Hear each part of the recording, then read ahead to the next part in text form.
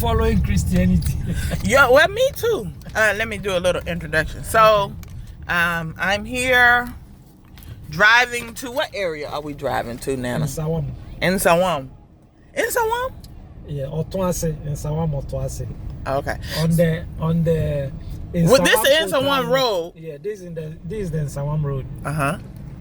So we will branch off at Nsawam and join the Nsawam Kota Road to Otoase. Okay. I've never been to this area, people. So, but anyway, we're going to check out these 30 acres of land that Nana Kofi Mintah has. And this is his brother, Charles. Say hi, Charles.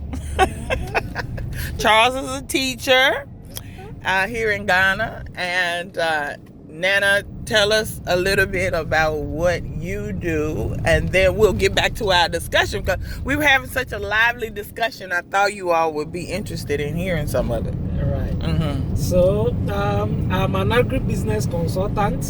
My specialization is agronomy, and I provide technical expertise to farmers, smallholder farmers, commercial farmers in agricultural production.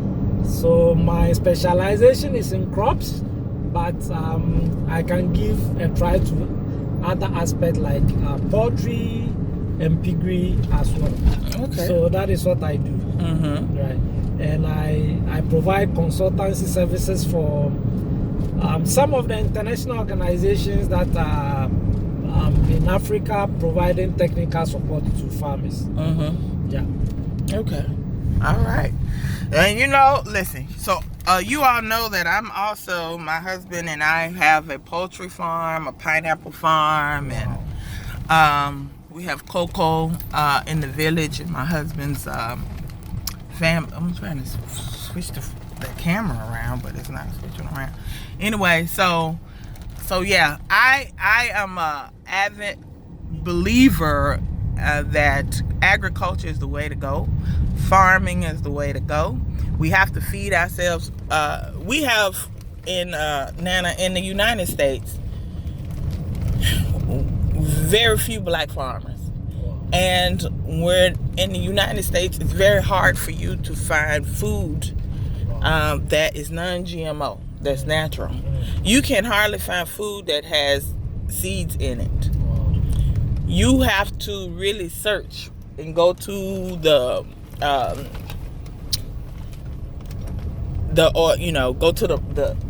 local farmers and try to find some that use organic, but the organic cost is very expensive. The average black person family can't afford to eat the real food. They have to go with the GMO food, the genetically modified food.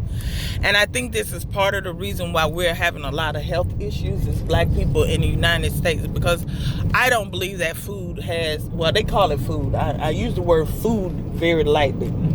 It makes your stomach full so you don't feel hungry, but I don't think you're really getting nutritional value from it.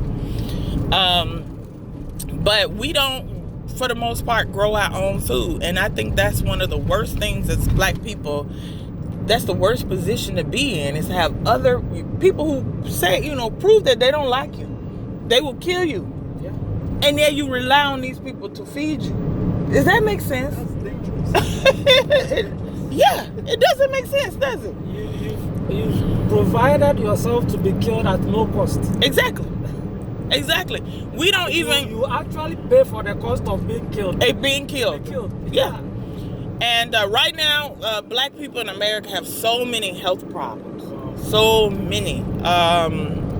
Diabetes, heart disease, just so much, and we're dying,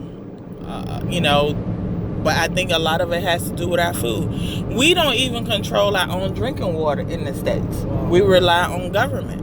So one of the things that, on the land that, where my husband and I have, where we're building, I told my husband, right now the government doesn't have the pipes out there. We have well. But even if they come and we get on the government water, I still want to have my own well. I still want to have solar. I want to be so if anything ever happened with government, it won't affect my life. You know what I'm saying? So right now, we have a lot of cities where it's predominantly black people in the United States, and the water is no good. Our people are suffering in the United States. But unfortunately, a lot of continental Africans believe that we are doing, like, everything is so great for the black man and woman outside of Africa. And I keep trying to tell them, it's better for us to come home. We are safer here. At least we'll be around our own brothers and sisters. We can control our own food. We can control our own drinking water and things like this. It's not easy, because there is a lot of development. I think it's the steady electricity. I told y'all that one of the things that ran me away when I was here some time ago was the doom saw, the lights out. But if I had my own solar at that time, it wouldn't have affected my life. You know what I'm saying? But because I didn't have that. So now on the house that we're building, we're putting in the solar. So I don't have to deal with that anymore. If it ever, I pray it doesn't happen. But that time when it was that electricity, that bad infrastructure was destroying a lot of businesses. How can you even keep your refrigerators open and food cold and store things, when there's no lights, and then you have to have generator running. And I had a generator, but the cost of the fuel to keep the generator running was so we do have some issues in Africa. But I say, let's all bring our genius, our resources, our intellect, our skills, our know-how, our solutions. Let's bring it back home to Africa so that we can fix these problems. A lot of people complain about government, and this is one of the things I want to say. When we were talking about bad leadership, it's like where I live in where the guest house is. The road is horrible. It's really messed up. But the simple solution would be, instead of saying government should come fix this road, why don't the people in the neighborhood say, let's put our little money together and let's get some gravel, some trucks to come and put some down to cover up these holes. You know what I'm saying? We don't have to wait for government to do that. Some things we can really just do for ourselves. But people have this mindset that government have to do everything for them. I don't like that mindset. You know what I'm saying? Yeah. So I'll shut up a little bit and let you all say something. Okay. So, my take on the issue of government is that at every point in time, as social animals, we must have some form of leadership in place. Leadership is important because it ensures equitable distribution of the resources. Right. That is, if the leadership is performing as it should. Yeah. And it protects the vulnerable from the more powerful people in the society. I think that whatever problems we want to solve, we can solve by ourselves if we can. But if you don't have leadership, other people are going to suffer while you solve your problem. I think that is one of the things that our ancestors were doing right, collective sharing of resources. And it was really helping because you could, in those times, just wake up, go to a brother's place and ask for help if you need it. Yeah. It's not there anymore because we have replaced that with modern forms of leadership, and the modern forms of leadership are not performing. Right. So we have two options now. We have to go back to that system, or we have to let our leadership perform the way they have to perform. And I think as blacks, it is our responsibility to make leadership work effectively on the continent. And as you have rightly said, we must all bring our resources, the little we can, ideas. For me, ideas are the biggest resources you can ever have. Yeah. It's not money, it's not the gold, it's not all of those things, but the ideas. And how are we going to use those ideas to influence the way decisions are taken in Africa? How are we going to use those ideas to influence our leaders so that they will not give in to foreign powers who whose interest is just to dominate us and to keep us submissive. Right. So I believe that as Africans, as blacks, as people of color, however you may call it, I think that our role, we must not shirk our responsibilities in making sure that things work well on the continent. And you rightly said something that as a black person, you are most safe in Africa. Right. Because nobody is going to discriminate against you. Nobody is going to deny you what you deserve, so long as you are able to play your part well. So why don't we come together and make Africa work? Right. Agriculture. Right. Africans were the most advanced in agriculture in 3,000 years or so ago. Most of the implements we use in agriculture today are based on the ideas that were taken out of Africa, like the concept of the plow, the concept of the harrow, and all the essential things that help us to do good agriculture. The ideas were taken out of Africa. The most difficult part about doing agriculture in Africa is market. And is market. Getting market for what you produce. And I think it is one of the biggest opportunities that Africans in the diaspora have not yet noted. Because if the Africans in the diaspora can come together and create marketing networks for agricultural produce from Africa, the farmers are here to produce, and it is up to you to connect them to a potential market. And that is an important, or let's say a very good business opportunity to look at, because the African here producing let's say vegetables has not got what it takes to go to the international market to look for buyers. Right. But you are there, you have access to technology, you have access to all manner of facilities that can facilitate interaction on a global scale. You can use that to create a marketing opportunity for agricultural produce, and then you have a business, and the farmer also has business to be doing. Right. These are some of the business relationships that we can develop. You don't need to come here and set up a farm all by yourself. You just need to come here and make sure that the farmers here are doing the right thing to meet the market requirements in terms of standards and compliance issues and stuff like that. And there will be that relationship, business relationship.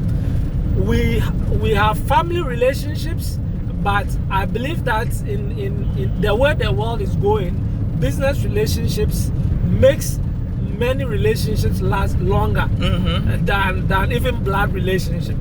So if the black community outside of Africa want to create very effective relationship with the continent, you have to look at the business opportunities that will bring us together.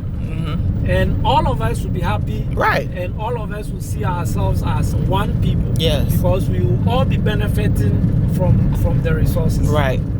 Absolutely. So Jase, what do you also have to say? I think a lot have been said already.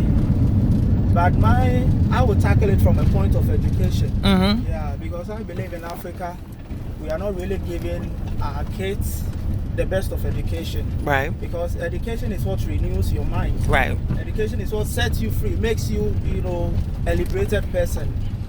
Most of us, or most of the schools we are running right now, the curriculum and all that, you could see that it doesn't really suit, the African system. Right. Or the African system. It's still colonial stuff. Yes. There's a whole lot of stuff which really doesn't benefit us.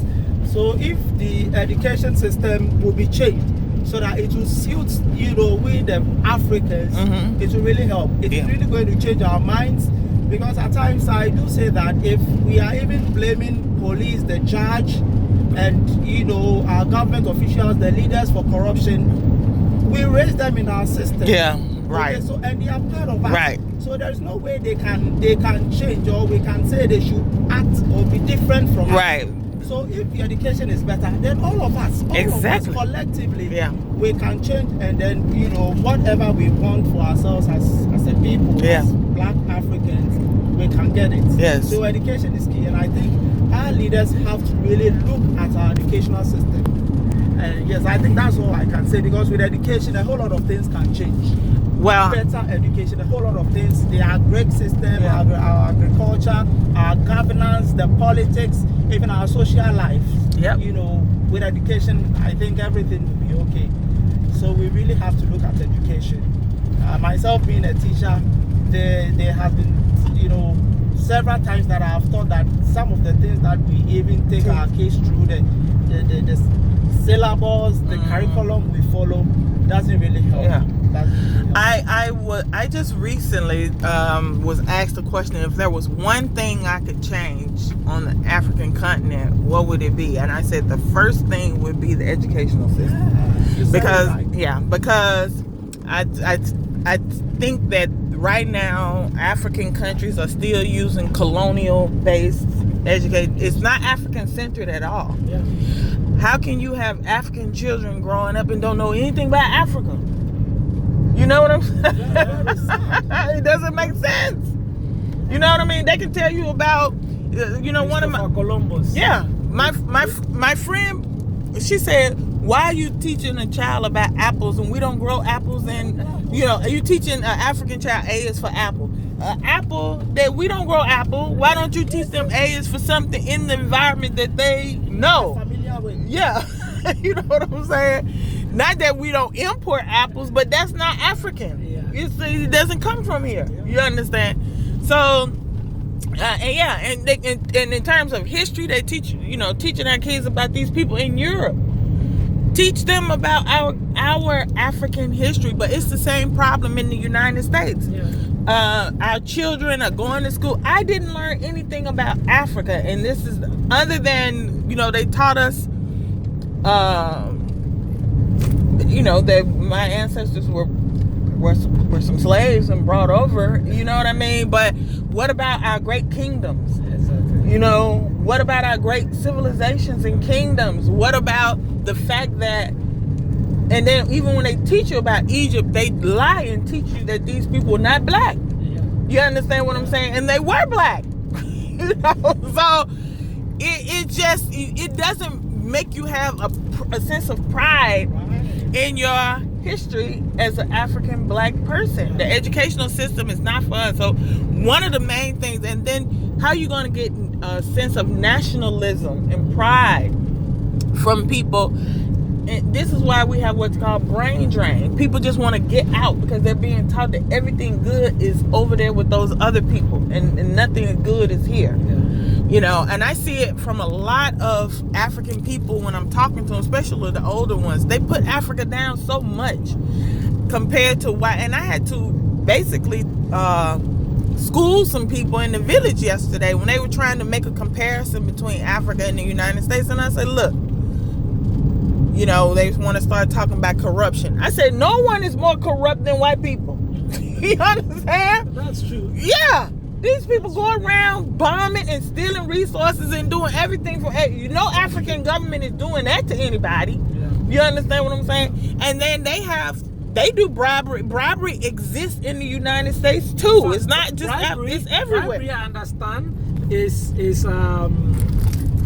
legal. Yeah. In the United States. Exactly. Yeah.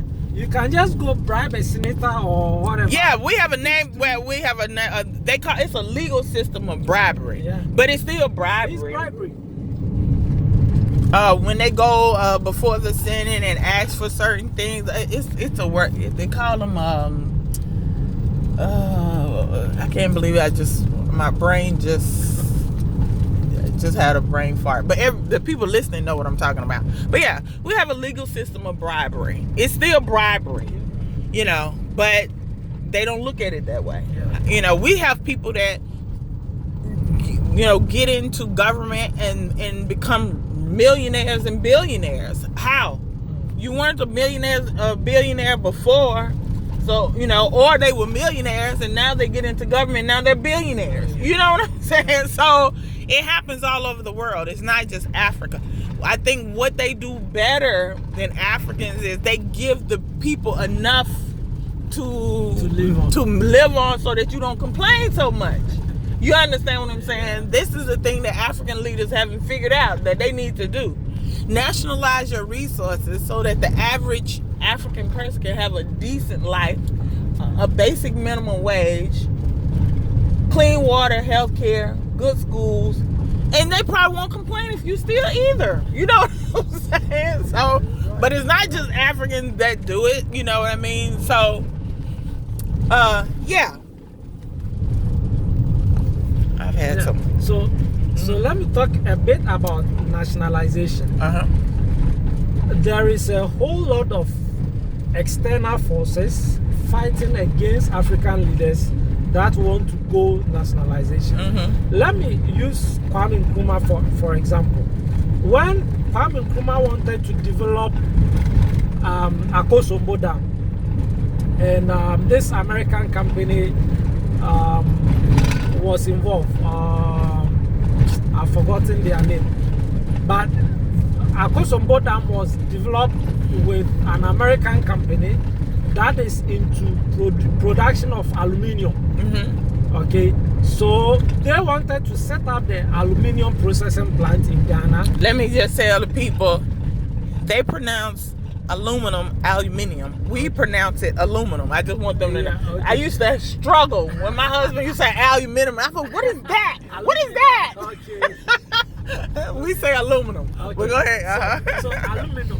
So this company came to Ghana and they said, okay, to set up the plant, we need energy, and to produce aluminum, the amount of energy required, Ghana didn't have it then.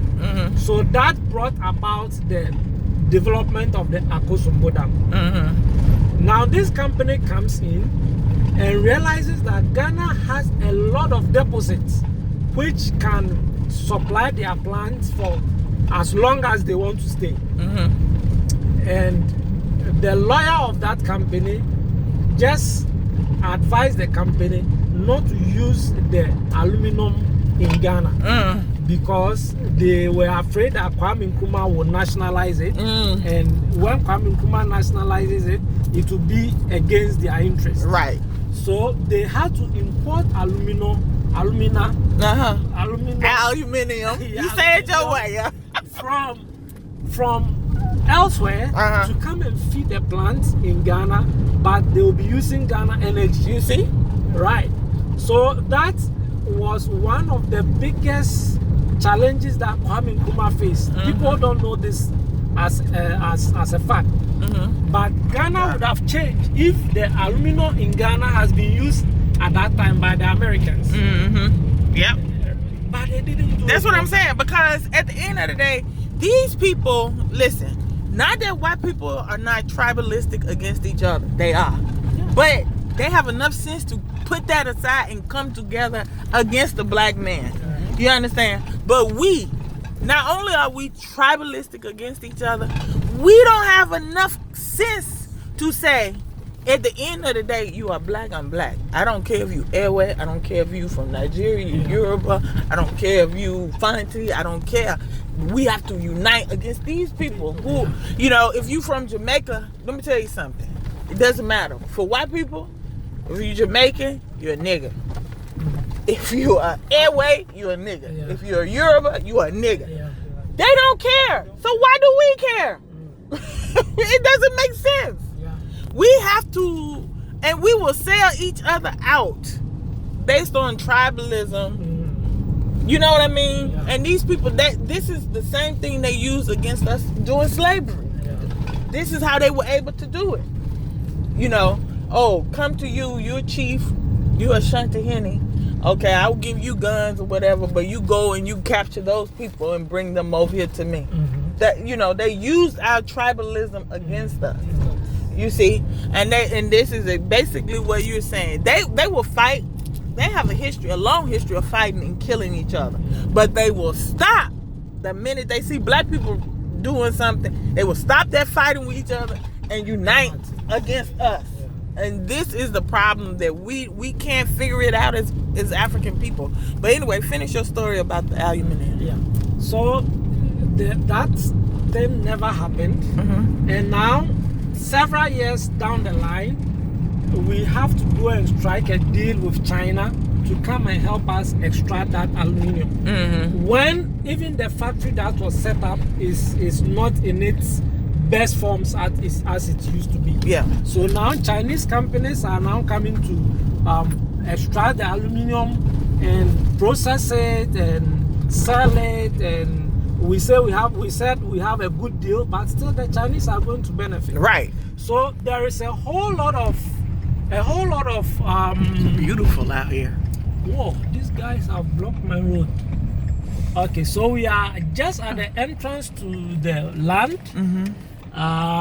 So we are in Otoase now, and that is the land over there. Oh, you can see it over there. So in the meantime, we are doing some small production, sweet potatoes, maize, and stuff on it.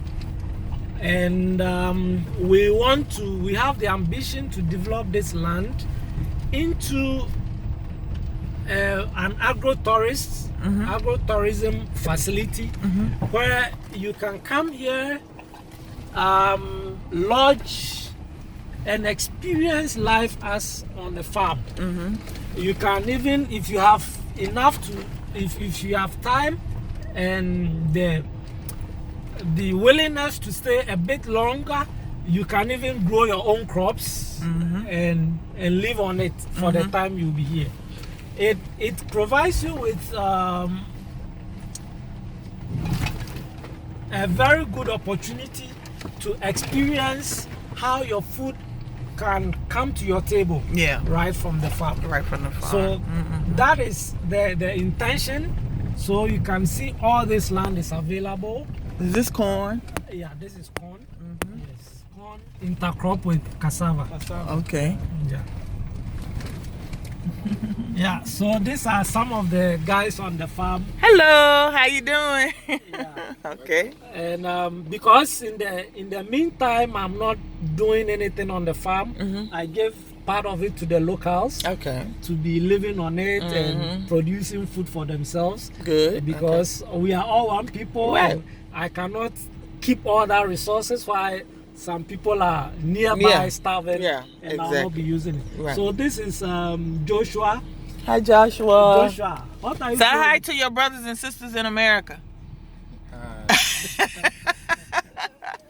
Joshua, what are you growing there? Yeah, so Joshua is doing about 3-4 acres of maize. Beautiful. Yeah. Okay. For the minor season. Right. Okay. So good. There are others there, and we'll go forward and take a look at his maize and the other stuff that other people are doing. All right. Nice to meet you, Joshua. Okay. And the shy one back there that's not saying anything. Okay. Right. So this is the asset we have right now. So you're looking for investors for this it's called agro-tourism. Yeah. And it's an innovation that I don't know if there is anything like agro-tourism, but this is something that I sat down to think about. That you can, instead of going to stay in a hotel and be fed with food that you don't know where they are coming from, you can come to a place and even observe how your food is being harvested. And this is a very unique selling point for any tourism, any health conscious tourist. And any tourists who want to explore nature, and stuff like that. And we have a lot of people that would be interested in that are not wanting to be like in the city. Exactly. And that want to reconnect to the land and to nature. I've gotten contact from a lot of brothers and sisters. They want to come and do farming. Great. So they may be interested. Some may not have a lot of resources. They may want to come and work on the farm in exchange for a place to live. Is that an option for some people? That is an option. I'm looking for any form of positive partnership that will help us carry this vision forward. Okay. Right? Because I believe that this is a unique model of tourism. This is a model that responds to the very essence of humanity, food production. Yeah. So you look at all this land here, okay? So you develop facilities here, lodges, you develop guest house, created uniquely with the farm also functioning. So you have your lodging, you have everything that you can have in a good hotel, but you wake up in the morning and look at a farm. You wake up in the morning and look at the food you are going to eat being harvested and being brought to you to be served. I'm actually thinking we do modern style like huts. You know, the circular round house with the thatch roof. Right. But you also have your water wells and your solar. Exactly. People can still have the amenities, Yeah. but we build eco-friendly. Exactly. You understand what I'm saying? Exactly. And you put several of those out here. Yeah, like you said, that's awesome. Right. So these are sweet potatoes. Oh. Right. Uh-huh. You can see. Yeah. There's about 5 acres of sweet potatoes cultivated. Right. So that is the wonders of the land. And we have a total of how many acres? 30 acres. Y'all hear that? Available. 30. Yeah. 30. Yeah. Okay. Available. Okay. Yeah. So wow. so, It's beautiful out here. Right.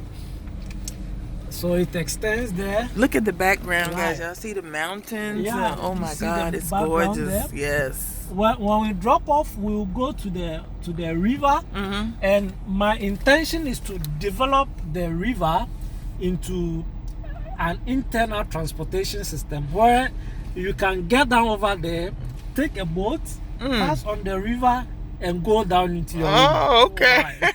Oh, wow. Okay. Right. So you can have every aspect. You can experience. The intention is to make every guest experience the best of nature. Yes, I love it. Yeah. I love it. And so you're looking for some investors. Yeah. Mm-hmm. Yeah. And people who I believe in partnership. I will play my role. I know if I want to put everything I have into it, I can make the dream happen. Right. But that is going to take me probably the rest of my life. 10 years, 15 years, 20 You years. have more years than that left. Come on. You're still pretty young. Right. Thanks. But if we build synergy, I'm not expecting you to bring only money, ideas. Okay, if you don't have the money, you have some contact, you have some ideas that we can bring on board. Everything that will create partnership. Because I have not lived in America, I've not lived anywhere else apart from Ghana. But I have more belief in the black people living outside of Africa, that we need them on the continent to make things happen. Right. Like we were saying earlier on, our story as blacks is being used against us. People who never went into slavery, we are being told they went into slavery and blacks made them slaves. But everybody knows that it is blacks who were rather enslaved for 400 years and over. Yeah.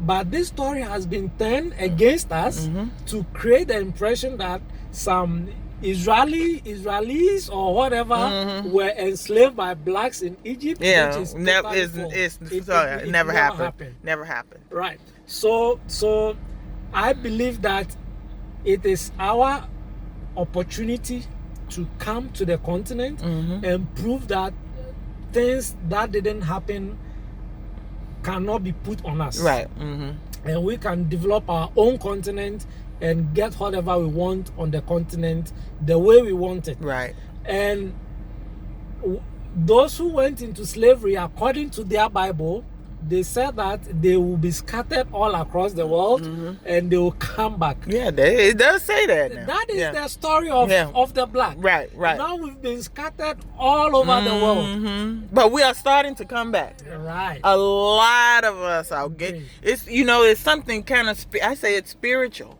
Right. It's like an awakening happening. It's so many people from the Caribbean, from South America, from Europe, from America that are saying something is making them want to come back. Right. So I take that as a calling from the Most High that it's time to come back home. I don't know what's getting ready to happen outside. These Western places are starting to collapse and fall apart. Yeah. And so it's time for us to come home. But man, this is absolutely gorgeous. Do you see that view over there? Yeah. Oh my God. You can imagine you have a lodging here. Can I step out here? Let me park well. We're going to step out, explore more. Oh. Do you know what the name of that mountain is? No. It hasn't been given a name yet. Oh, okay. But it's the town is Otoase. Otoase. Yes. Okay, so guys, we're gonna step out.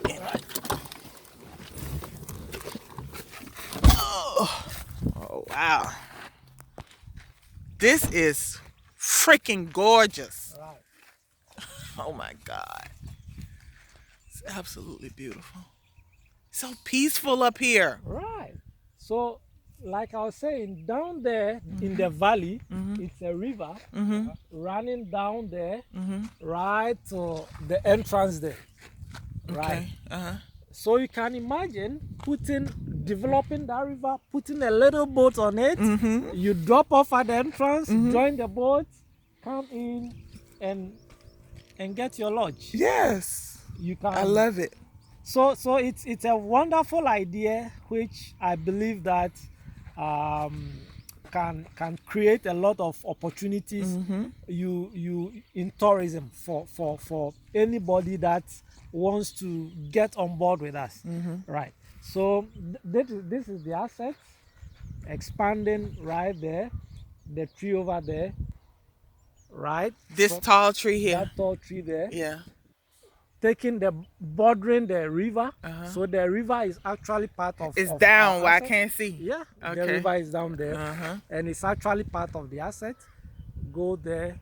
Is that bamboo over there? Yes, there is bamboo. Oh. And over there, behind there is pawpaw. That's a pawpaw farm there. Okay. Right. Well, guys, I'm gonna tell you something. This camera is not doing this place any justice. This is absolute. I can imagine waking up every day to nature and fresh food, just going outside and picking it out the ground and going back inside and cooking it. Oh my! And healthy. And we even want. Is there fish in the river? Do you know? Yeah, there is fish in the river. And we can even develop a fish farm. Yeah. Right. Yeah. We can develop a fish farm because we want. Hello. We want everything that will come out to a guest table to be natural. Yeah.